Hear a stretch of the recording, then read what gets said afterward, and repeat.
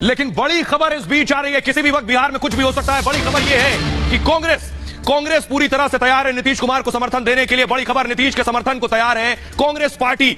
अमित शाह ने नीतीश को फोन किया। खबर यह है कि अब नीतीश के समर्थन को कांग्रेस तैयार हो गई है। कांग्रेस विधायकों की बैठक में फैसला हुआ है, नीतीश कुमार अगर साथ आते हैं तो कांग्रेस उन्हें समर्थन दे सकती है। बड़ी खबर इस बीच ये आ रही है, गठबंधन से बाहर आने की शर्त रखी थी, लेकिन खबर यह भी है कि नीतीश कुमार ने सोनिया गांधी को फोन लगा दिया। नीतीश कुमार ने सोनिया गांधी को फोन किया, सोनिया गांधी से फोन पर बात हुई है। तो सवाल यह है कि आखिर नीतीश की सोनिया से क्या बातचीत हुई? क्या नीतीश भी तय कर चुके कांग्रेस का साथ चाहते हैं या नीतीश के दिमाग में कुछ और चल रहा है? देखिए जरा। तो सवाल यह है, नीतीश कुमार ने फोन उठाया इस हलचल के बीच, इस सियासी भूचाल के बीच, और पूरी प्लानिंग के तहत उन्होंने सोनिया को फोन लगाया। 2024 से पहले एक्शन में है नीतीश कुमार, ये बेवजह नहीं है। नीतीश ने सोनिया गांधी से फोन पर बात की है, फोन पर लंबी बातचीत हुई, दोनों के बीच खबर है काफी देर तक बातचीत हुई। बिहार में घमासान के बीच दोनों में यह बात हुई है। हालांकि दोनों पार्टी ने इस पर अब तक कुछ नहीं कहा है कि क्या बात हुई, लेकिन खबर है गठबंधन को लेकर चर्चा हुई। और इस बात के बाद ही जो बड़ी खबर मैंने आपको बताई कि कांग्रेस तैयार है नीतीश को समर्थन देने के लिए। 2015 में भी महागठबंधन की सरकार थी और 2024 से पहले गठबंधन तोड़ेंगे नीतीश, ये परिस्थितियां बन रही है। 24 में विपक्ष का चेहरा बनने की कवायद हो सकती है, एक ये, और दूसरा इस तरह की भी खबरें हो सकती हैं क्योंकि विधायक इस वक्त तेजस्वी के पास ज्यादा है, नीतीश के पास कम है। तो नीतीश क्या यह भी बात करना चाहते हैं कि जब गठबंधन हो आरजेडी और कांग्रेस का, उसमें मुख्यमंत्री मैं ही रहूं? मेरा खबर यह है इस बीच कि डील तो हो गई, लेकिन लालू और तेजस्वी की बात करूं, नीतीश और तेजस्वी की जो डील हुई है, जो गले मिल रहे हैं, ये गले मिल रहे हैं, दिल मिलेंगे क्या?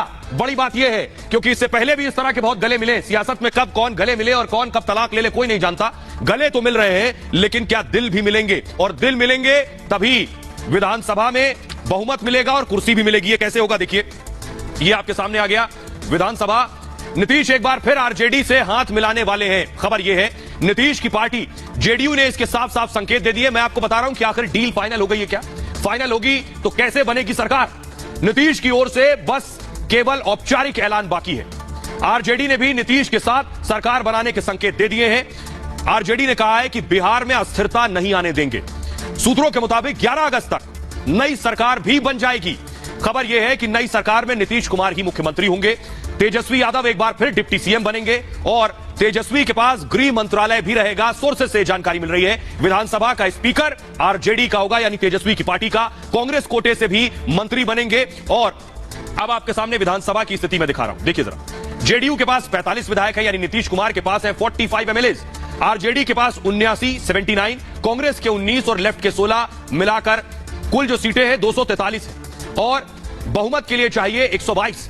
ये कैलकुलेशन जो है, इनका जो योग है, इन सीटों को मिलाकर बहुमत से 37 ज्यादा विधायक हो जाएंगे नीतीश अगर आरजेडी और कांग्रेस के साथ सरकार बनाएंगे। आइए अब आपको सुनवाता हूं मैं, सुनिए आरजेडी के सांसद मनोज झा क्या कह रहे हैं इस गठबंधन और इस खिचड़ी को लेकर। सुनिए।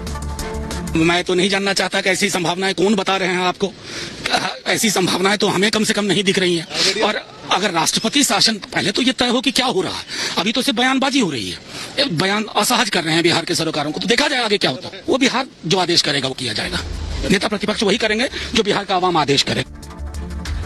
तो सवाल यह है, क्या नीतीश ऐसा सोच रहे हैं? सियासत में कोई भी चीज कब बतानी है, कब कहनी है, इसके लिए बहुत प्लानिंग होती है। तो मनोज झा जो भी अभी कह रहे हैं वो अभी प्लानिंग का उनका हिस्सा नहीं, क्योंकि फैसला नीतीश कुमार को करना है, आरजेडी को नहीं। आइए अब आपको बताऊं, लेकिन नीतीश कुमार सवाल ये पहले भी मुंह जला चुके हैं। कहते हैं दूध का जो जला है वो छाछ भी फूक फूक कर पीता है। बिहार में नीतीश की पार्टी जेडीयू और लालू की पार्टी आरजेडी ने साथ मिलकर सरकार बनाई। 2015 में आरजेडी जेडीयू ने साथ साथ चुनाव लड़ा। तब लालू ने जमकर प्रचार किया था और महागठबंधन के पक्ष में वोट मांगा था। तब लालू ने आरक्षण वाले बयान पर बीजेपी को घेरा था और इसका फायदा चुनाव में मिला था। आरजेडी जेडीयू कांग्रेस गठबंधन को बहुमत मिला था। तब लालू के दोनों लाल नीतीश कैबिनेट में मंत्री बने थे। तेजस्वी डिप्टी सीएम बन गए थे और तेज प्रताप को भी कैबिनेट में जगह मिल गई, अहम मंत्री पद मिला। दूसरे नंबर पर तेजस्वी, तीसरे नंबर पर तेज प्रताप ने शपथ ली थी। लेकिन 2 साल से पहले ही घमासान हो गया। 20 महीने में ही नीतीश को का मोह भंग हो गया। लालू, सुशील मोदी ने लालू परिवार के खिलाफ मोर्चा खोल दिया था। तेजस्वी के इस्तीफे की मांग उठ रही थी। लालू ने साफ कर दिया था कि तेजस्वी इस्तीफा नहीं देंगे। इसके बाद नीतीश ने सीएम पद से इस्तीफा दे दिया था। यह अभी कोई भूला नहीं है। और आइए मैं आपको सुनवा देता हूं उस वक्त। लेकिन आखिर सवाल यह है कि आखिर ये हालात बने क्यों थे? क्यों आखिर गठबंधन से टूटा, यानी नीतीश ने क्यों ये गठबंधन तोड़ा था? आरजेडी से क्यों अलग हुए थे वो? ये आप देख रहे हैं। आरजेडी के साथ पहले भी सरकार बना चुके हैं नीतीश कुमार। 5 साल पूरे होने से पहले ही साथ छोड़ दिया था उस वक्त। तब नीतीश ने भ्रष्टाचार के नाम पर आरजेडी का साथ छोड़ा था, तेजस्वी का साथ छोड़ा। दरअसल 2015 में जेडीयू और आरजेडी ने साथ साथ चुनाव लड़ा था। इस चुनाव के बाद नीतीश कुमार की अगुवाई में सरकार बनी थी, और लेकिन एक समय के बाद दोनों दलों में खींचतान बढ़ती